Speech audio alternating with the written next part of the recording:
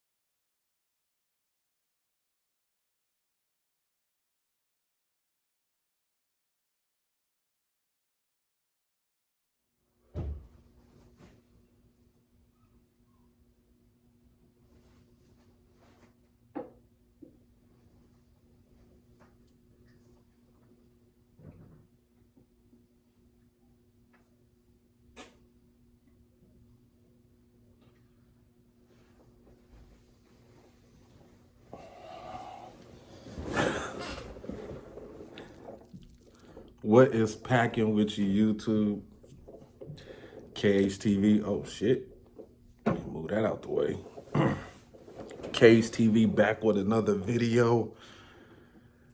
And yes, you know, we have to wear the special hat today. We have to go with the pro standard hat today. This was a good win for the Packers. Shout out to the PAG, the whole Pack Attack gang. Y'all know who y'all are.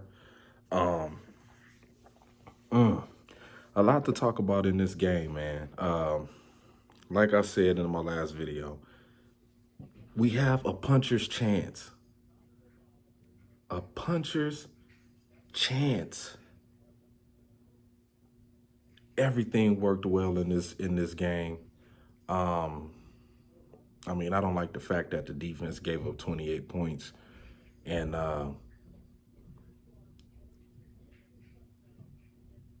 we really couldn't stop the run that well.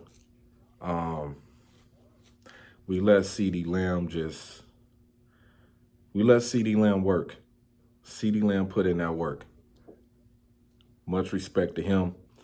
He went out there and did his fucking job for the Cowboys. And that might be partly due to the fact that, you know, we didn't have Eric Stokes out there. Of course, we didn't have Devondre Campbell. We were missing some pieces, you know, Gary not out there.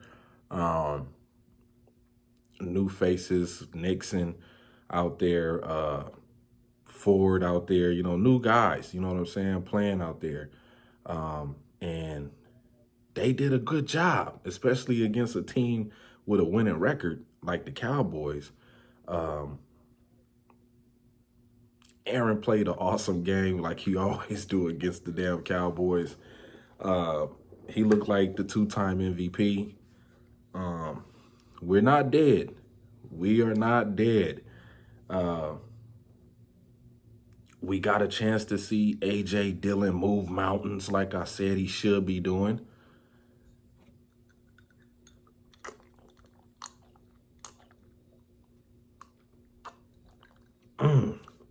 Sweet victory. I hope all Packer fans across the world are having a great victory Monday, beating the Dallas Cowboys. Just, you know, some things just never change. You know what I mean? Spoiling Mike McCarthy's homecoming. It felt good to see him slam his Dallas Cowboy headset after losing on the ground.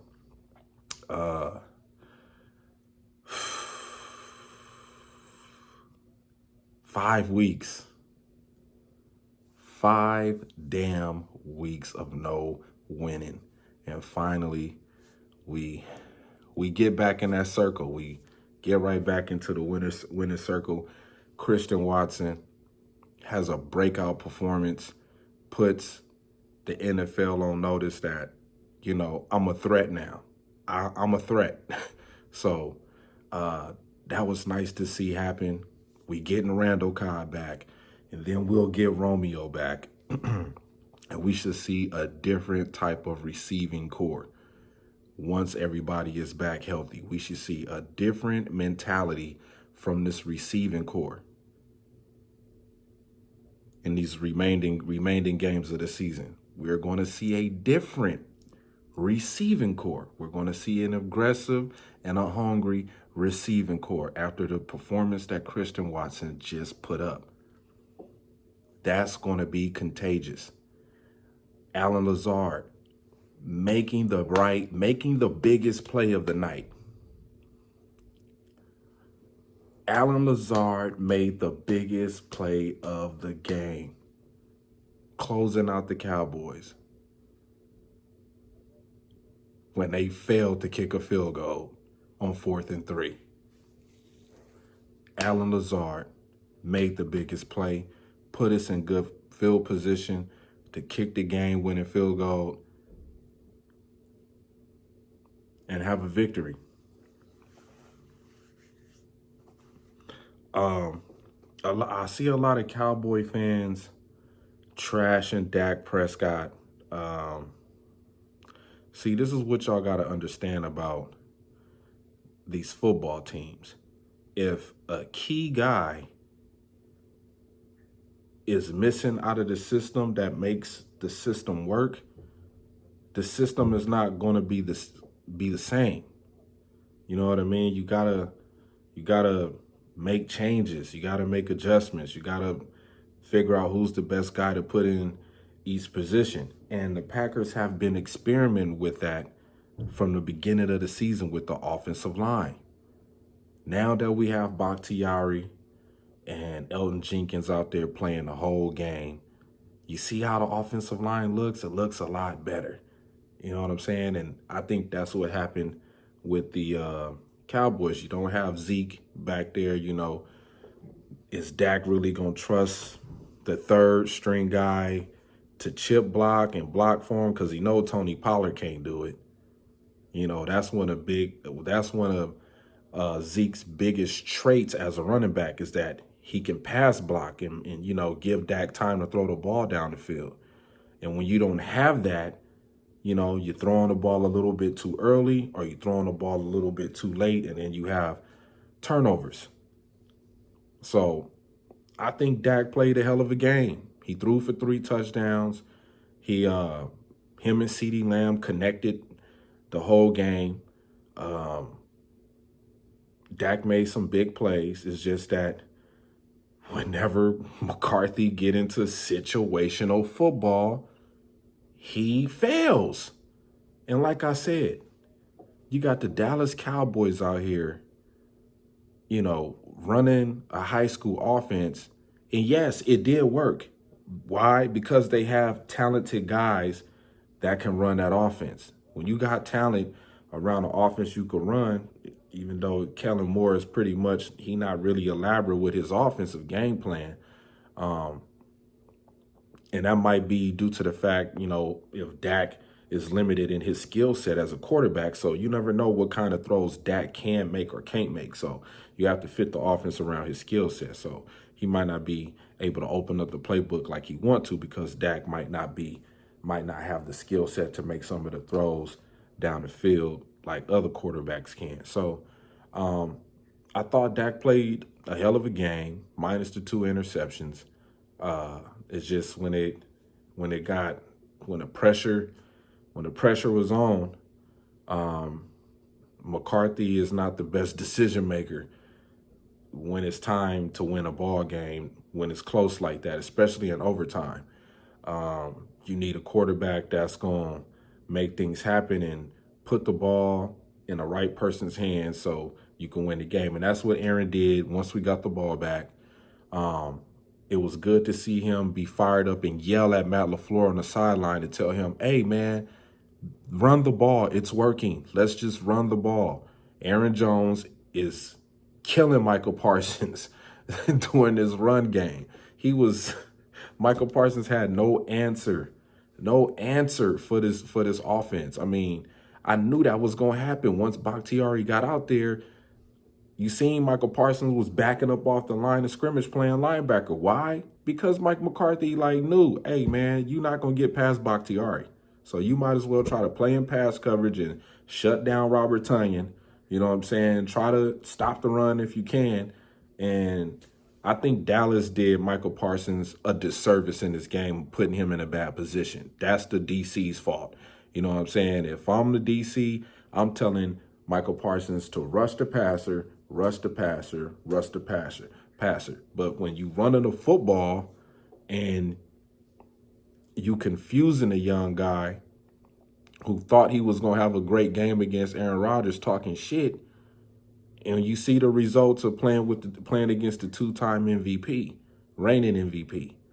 You know what I mean? It's a difference of playing against Tyler Heineke, and then you got to go play Aaron Rodgers the next week or whoever the fuck they played last week. I don't even know who they played. But, yeah, Michael Parsons, hell of a player. I just think that the Dallas Cowboy defense had him in a bad position in this game, just based off the fact that Bakhtiari is a goddamn man at the left tackle position, and he's not no slouch. And with him and Elton Jenkins being on that offensive line, now you can get the pass protections and the run blocking assignment squared away with the young guys, so they know what to do. The offensive line played great. I think we only gave up 1 sack this game to DeMarcus Lawrence. Maybe 2. I think it was probably 2 sacks.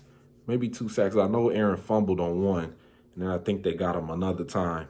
But I think the offensive line did great in the passing game. I think they did a hell of a job overall, especially with running the ball. Aaron didn't really have to do much. He had 14 completions for 20 attempts, 220-something yards, 3 touchdowns. I mean, that's the kind of game you want out of Aaron Rodgers. You know, you don't want him throwing for no 300, 400 yards.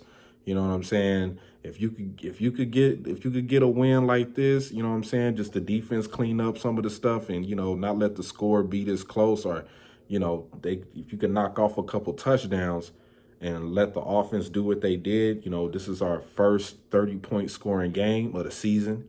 Now we got the ball rolling, and we have to make the most of our opportunities going into Thursday night against the Tennessee Titans. You know what I'm saying? Here we go with Matt LaFleur having his reunion game against his old team he used to coach for. And we got to slow down Derrick Henry. You know what I'm saying? We got to slow down Derrick Henry. They are really going to be on a short week because they have to travel to Green Bay from Tennessee. I don't know how far that is. It's probably like maybe 3.5-hour flight. I don't know how far that is from, you know what I'm saying? But nonetheless, they don't get a lot of opportunity to put a game plan together to stop this defense, to stop this offense.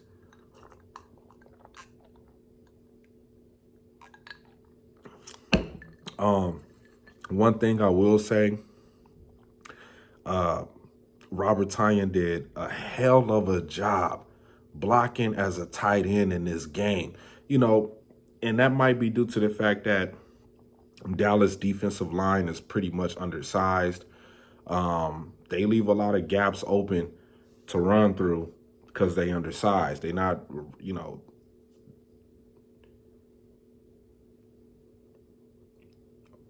Oh, sorry, that was a message.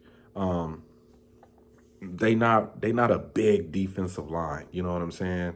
They not a stout defensive line. They got a lot of small guys on the defensive line, and I think that's gonna hurt Dallas going into these next games. I mean, they got to play against the Vikings. Who else they got to play? Oh, they got the Giants after that. And then they got the Indianapolis Colts. And that I might bet against Dallas against that game. I might bet against Dallas against the Indianapolis Colts. I think they're going to lose that game. Shit, the Eagles got to play them too. I think they're going to... Is the NFL going to give... I know this is off subject, but is the NFL going to give Jeff Saturday some wins to validate that he's a coach? You know, they beat the Raiders. And it's fitting that he would start his first game off like that, beating the Raiders. We'll see, man. We'll see. But back to what the Packers did. This is what you want. The NFC conference is still wide open. You know, of course, you have your dominant teams at the top with the Eagles, the shitty-ass Eagles and the shitty-ass Vikings. You know, but like I said, man, this is the back half of the season. And we are about to start seeing some things change around with the NFC conference. You're going to see some good teams start being bad. You're going to see some bad teams start being good.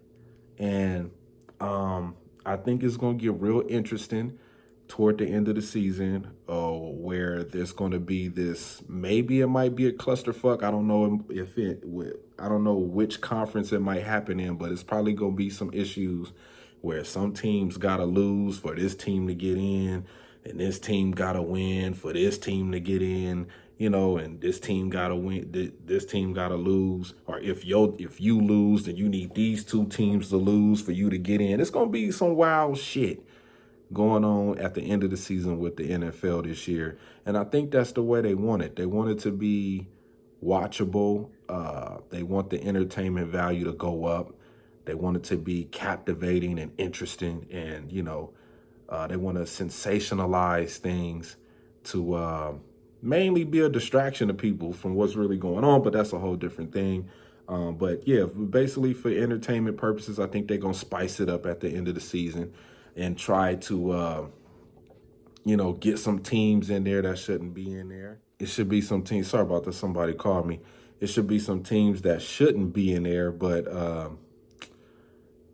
we'll see. We'll see what the NFL is going to display at the end of the season as far as like how this whole playoff situation is going to turn out. But, you know, either way, if we make it in or we don't, like I said, I just want to see this team starting to look like they used to look. You know what I mean? Knowing we have these young guys that need experience, and what I think the Packers did by fast tracking these guys, Christian Watson, Romeo Doubs, I think this was the right idea. I think this was the smartest thing they could have ever did, was fast track these guys through this season to get them thinking, you know, to get their thinking up to speed. Probably this offseason coming up, they probably will get better with the playbook. But what I think what the Packers doing right now by fast tracking these guys to get out there and play at a high expectation, I think this is the best approach for them, not for the Packers, but for them to get them up to speed, to let them know that, you know, there's a high sense of urgency and there's a level of expectations that this organization upholds. Why that is? Because we're basically the greatest football team in sports history. That's why. That's the reason why. And I think with these particular rookies, I'm not saying this is probably going to be the best approach every season that they bring new guys in. No, it might not work like that. But I just think for these receivers, fast tracking them to be on point was probably the best thing for the team. So when Romeo come back, now that he's seeing how big of an impact Christian Watson has just become overnight, beating the Dallas Cowboys and having the type of game he had, I think that's going to click in Romeo. I think it's going to click in Samori Toure. Like, yo, because Samori was out there. Samori got some burn, which means that Amari Rogers, I think you're done, because Samori Toure got some time out there on the field. So, yeah, I think Amari Rogers' time with the Packers might be over with. I don't want to see him on the field no more.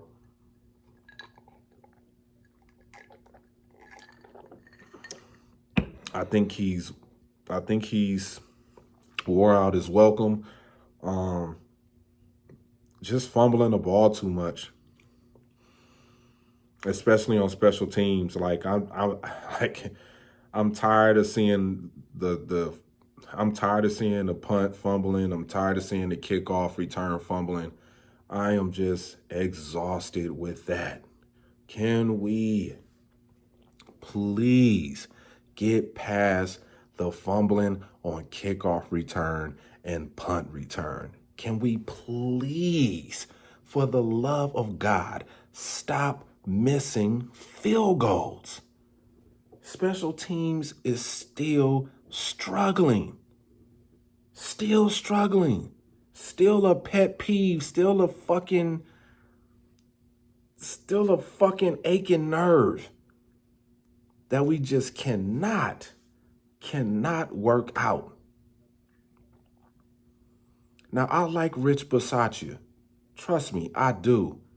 But the long snapper issues, you know,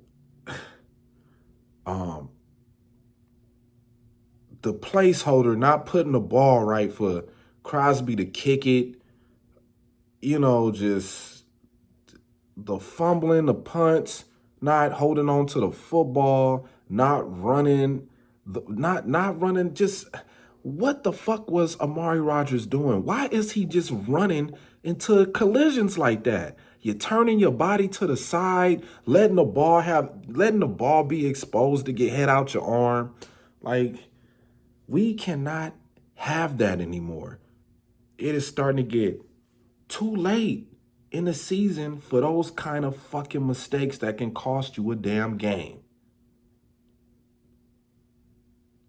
We have to clean that shit up. And I don't know if Matt LaFleur crying after the game with his tears and, you know, getting all choked up because it took him five losses to get his shit together.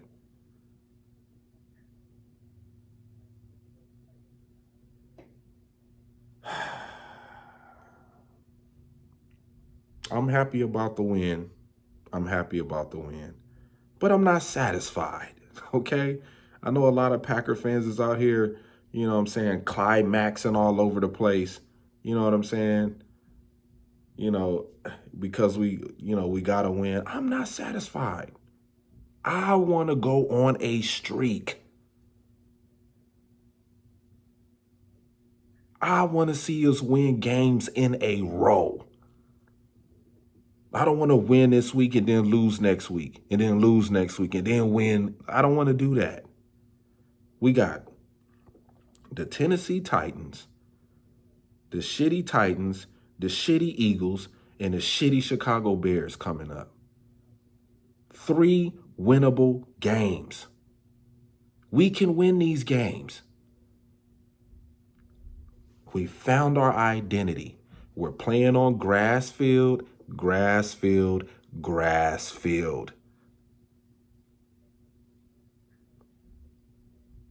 So I expect this offensive line to keep getting better as the season goes along. I expect these receivers to keep getting better as the season rolls along. Everybody had their goddamn fun early in the season. Y'all had y'all turn. Now it's ours. It's ours. We done been battle tested Every effing scenario that can happen in a fucking football game has already happened. Every kind of letdown you can think of has happened to the Packers in the last 5 goddamn games. So Matt LaFleur, I don't want to hear no fucking excuses from here on out. You done already suffered every major goddamn tragedy that you can suffer in a fucking season. You lost to the fucking Lions. You lost to the Jets. You lost to the goddamn Commanders. You lost to the fucking Giants.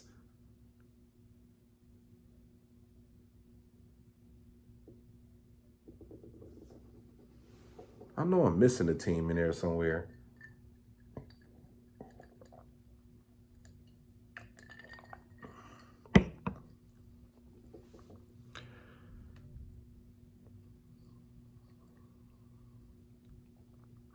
I'm not satisfied with beating the damn Cowboys. The Cowboys are who they are.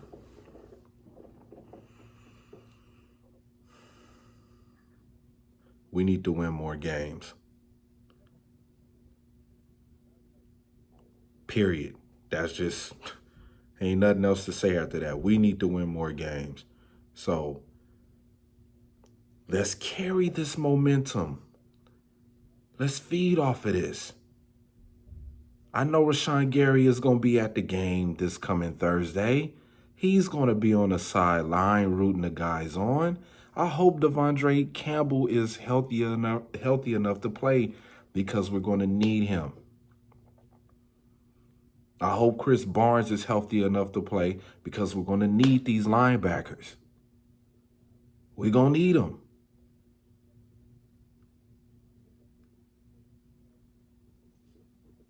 So with that being said, man, great win. Great win.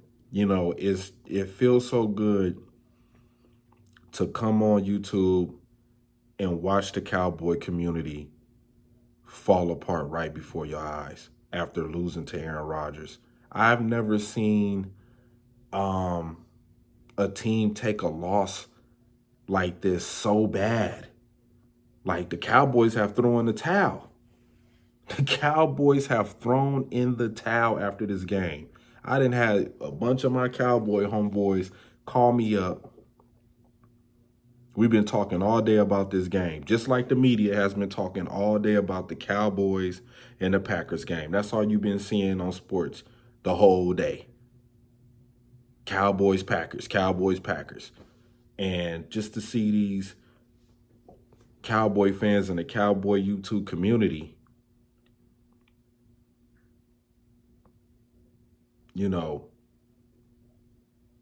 looking how they look, giving up, losing faith in Dak Prescott, trashing Mike McCarthy. I mean, y'all still above 500, but I get it. It's a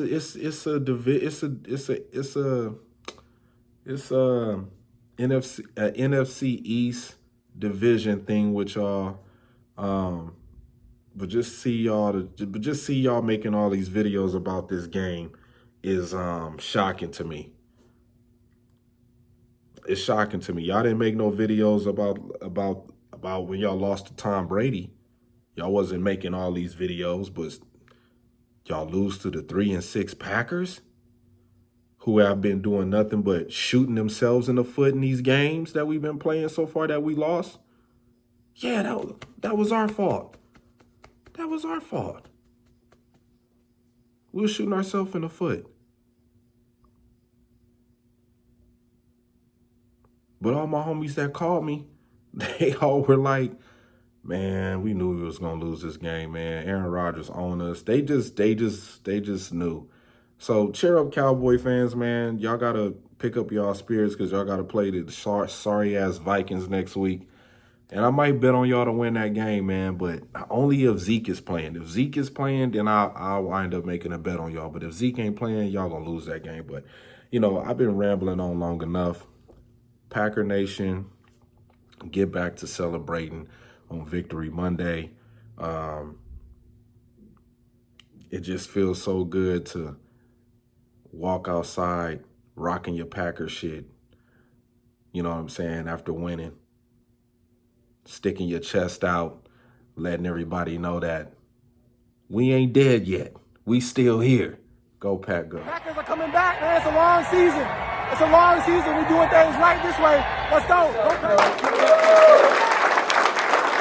That is what it's supposed to feel like, what it's supposed to look like. You talk about a total team effort, all three phases, down 14 points in the fourth quarter, but nobody blinked. We stuck together. We were having fun out there playing ball, man. That's what it's supposed to be like. I'm so proud of you guys. I'm getting really emotional right now. It's been a rough.